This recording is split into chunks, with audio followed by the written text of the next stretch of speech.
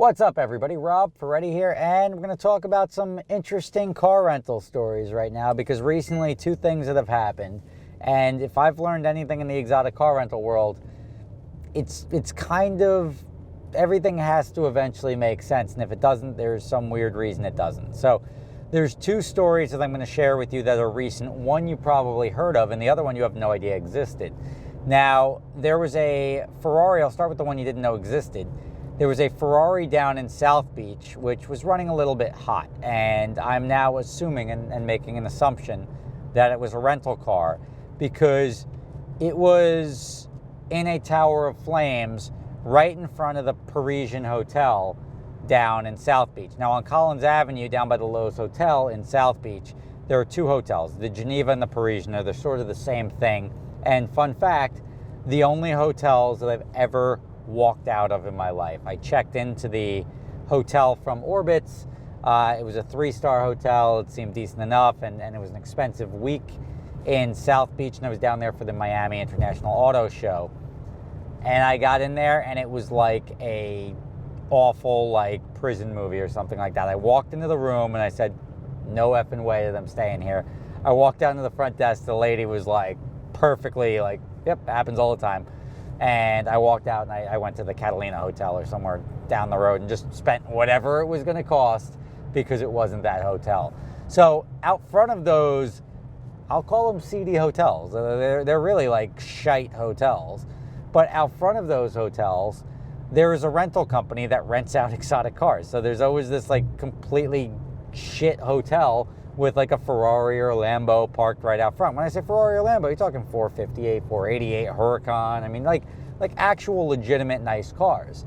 So it's quite the contrast, and it's a rental company, and obviously they've been doing it for a long time, so something has to be working there. But ultimately, there was a Ferrari that was parked in that spot, or just sort of in that spot, which sort of on the street, but not where the parking spot would be, and it just engulfed in flames. Now, Ferraris catch fire. It happens. I don't see it too often on the newer cars, but it does happen.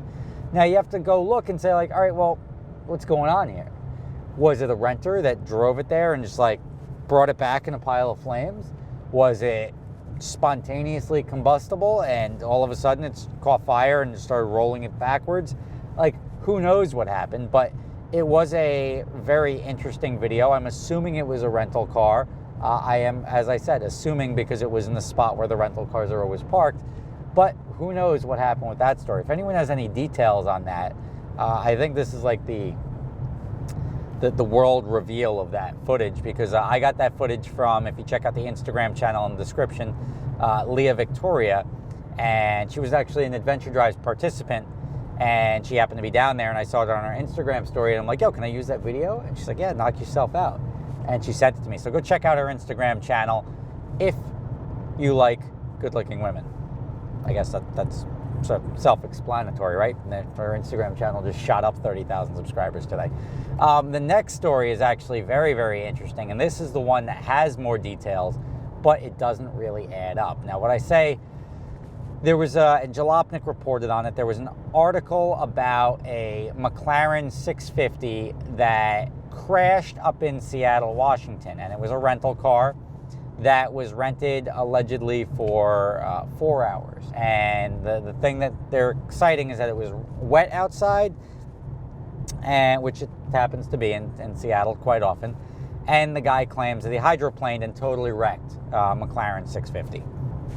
Now, the things that you hear, it's all right, it's just a young guy. I think he was 19, 20. I don't know how old he was, but he was a younger guy driving a McLaren, and all seems to make sense. All right, young guy, he's blaming the tires, but he crashed the car.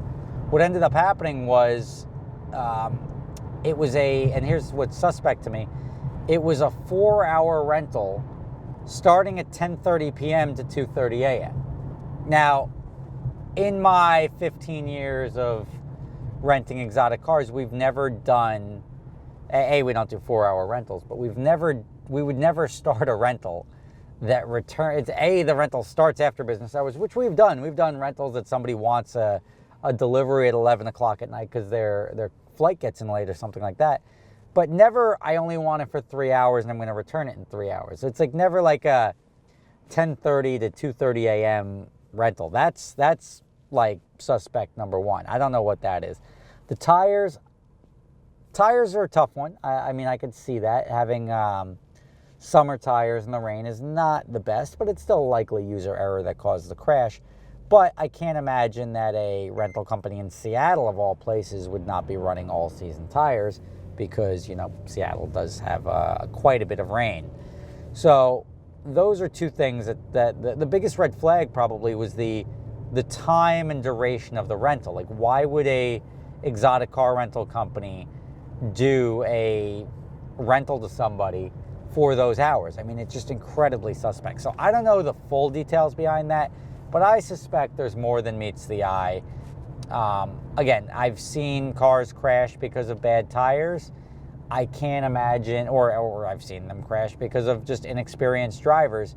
I can't imagine that this 4-hour rental thing is adding up, because you wouldn't rent like an hour-long rental to somebody who's young in an exotic car that's got 600 horsepower in the rain. I mean, it just like, that's rule number one. Unless the rental company is incredibly desperate for business, which it sounds like it may be, I can definitely see that as, oh crap, my buddy crashed my car, sign a rental agreement. Again, this is speculation, I don't know, but I wouldn't rent a car for 4 hours. Like, that's suspect to begin with, like to start a rental, and like, who's gonna staff a rental agency till 2:30 in the morning to go get a rental that what possibly costs, if they're charging $1,200 a day, what are you paying, $300 for 4 hours?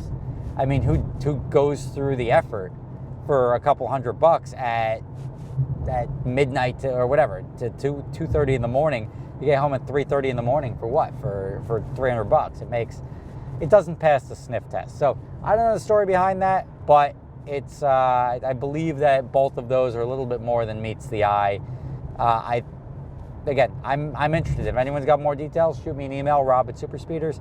But for me, it's just a fun story that I thought would be worth sharing with you guys, because people love seeing crashed exotics, and especially when they catch fire and similar stuff to that nature. So Ferraris on fire always make good news, and I'm surprised that a Ferrari burnt down in the middle of South Beach and it didn't end up on Jalopnik or the usual channels. The fact that I'm sort of breaking that video here is actually pretty surprising, but it's pretty impressive to see, huh? All right, go check out Leah's Instagram, and I will catch you guys tomorrow. See you later.